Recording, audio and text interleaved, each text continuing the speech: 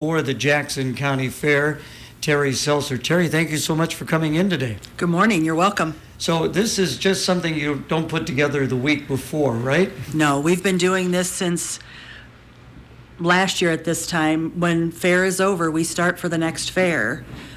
We plan, we work all year to get this fair in place, and then the minute this fair is over, we start planning and putting things together for next year's fair. There's so many moving pieces that people don't even realize that need to fall into place. And, fortunately, we have a wonderful board, and I have wonderful, wonderful help. Lanny is my assistant, and her son, Joe. We're in the office every day, kind of running in circles sometimes, but everybody knows what they need to do, and it just kind of all clicks and falls into place. But our board's a working board, so they have certain things that they're in charge of, and you don't worry about it. They bring the information to board meetings and let us know what's going on in their particular area.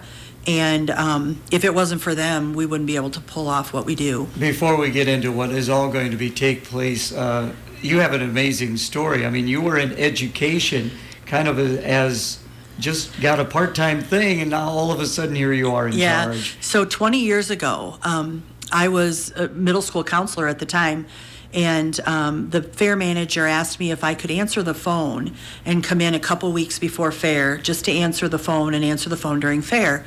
And that has morphed into, lots. So I was assistant high school, middle school principal in DeWitt for several years, and I did this very part-time.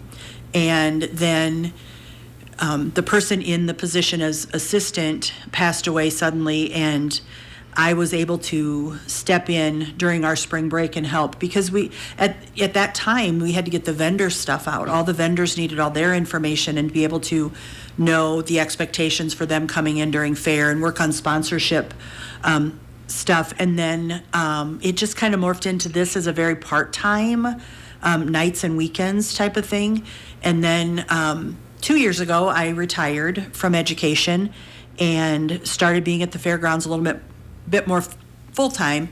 And then Lanny, who is the assistant now, was the manager, felt like she wanted to slow down and wanted me to shift into this position. So we had a conversation with the board, and they were all in favor of having somebody that had the knowledge of the fair to step into the manager position rather than somebody that had no understanding of what goes on at the fair and the dynamics that go on at the fair and just what it takes to run a fair. So county fairs are such a big part of the state of Iowa. My wife and I were driving out to cover the Northeast Girls, and we were taking Highway 20.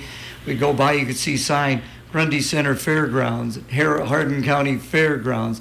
And Jackson County, you've got an outstanding fairground in Maquoketa. Talk about that. We do. We have, I think it's 50-some acres, and we're always expanding. We're always doing. The board is a very progressive board. It's, somebody comes up with an idea, and if everybody agrees, they're like, okay, let's just make it happen. One of the things that we've added some campsites. So we've spent some money to upgrade the electrical in our campground area. It's not just the fair. The fairgrounds itself never rests in Maquoketa. There's something constantly going on. In fact, last weekend we had the Blue Nine Climb Classic, big, huge dog event. There were like over 800 dogs registered, and we had 99 camp spots. Now, they weren't all electrical. Some of them were generators, some of them were tent, but that was from Thursday to Sunday. So there's stuff going on all the time there. And of course you got stock car racing up there. We do. Every Saturday night we have stock car racing. They're going to be racing on Wednesday of the fair this year. And we just found out and I don't know a lot about this, but there's an all-star race that you can earn points for. And we have a big enough purse, if that's how you say it, that they actually can use these points to qualify for this quote-unquote all-star race. So that was exciting news in the race world. So again, visiting with Terri Selzer from the Jackson County Fair. Things kick off July 25th with the parade. That's got to be fun. Does that lead up to the fairgrounds? It does. The parade starts at the middle school, up by the Y in the middle school area, and there's a group of people that line you up. So if you want to be judged, you can call the fairgrounds, and we will put you on a list of people that want to be judged. Otherwise, you can just show up. And they have some method, and I don't know what it is. I don't pretend to know. Some method of lining people up and getting people where they need to be. And the parade kicks off at 6 o'clock, and it isn't uncommon for it to end about 8 o'clock.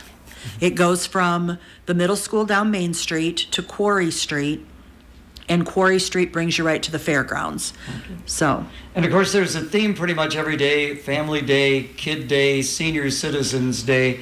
So, I mean, it's something for everyone in the family. It is.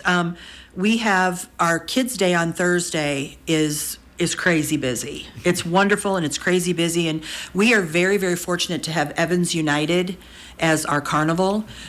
We've had them for years. Since the 20 years I've been here, it's always been Evans United, and even before that. And we're fortunate because not everybody gets to have a carnival. We fall right between Jones County Fair and Mississippi Valley Fair, so we're a great stop for Evans, and that's how it's been for several years. And, you know, we talk about the show. We talk about this stuff that we put on. We put on a good show, but it's the people that make it.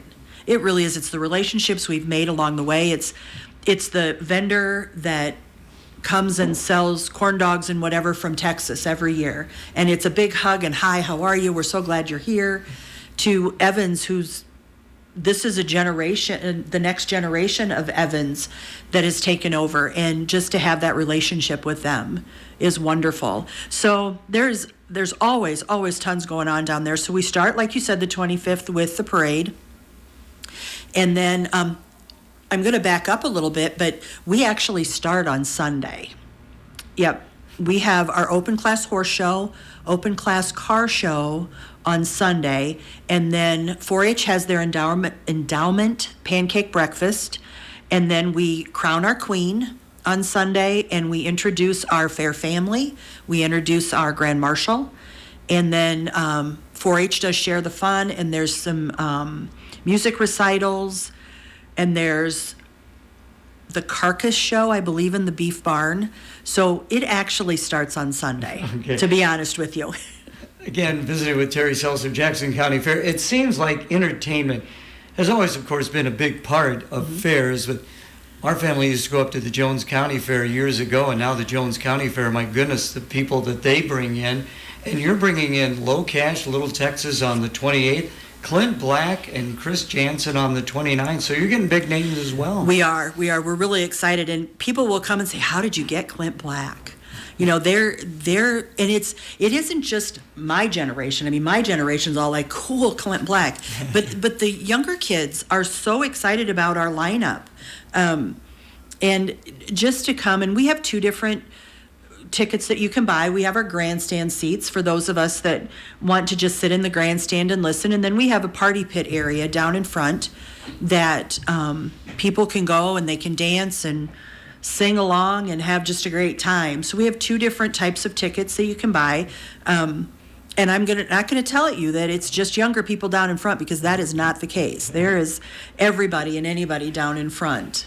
And you were telling me a story before we went on air that, you know, sometimes just by luck, you're going to get somebody who's going to be hitting it big, and that happened with you guys. It did. Last year, we had Cole Swindell and Lainey Wilson actually booked. Lainey was going to open for Cole last year, and it ended up that her dad got really sick and she wasn't able to. So it was, you know, kind of a scramble and a punt, and we were able to get Ashley Cook, who I just heard this morning has a new record or a new song on the radio. But if you get them kind of before they get big, because it does become an affordability thing as well. You know, it costs a lot to get that entertainment, but we were just able to book Cole, and his request then was to have Lainey.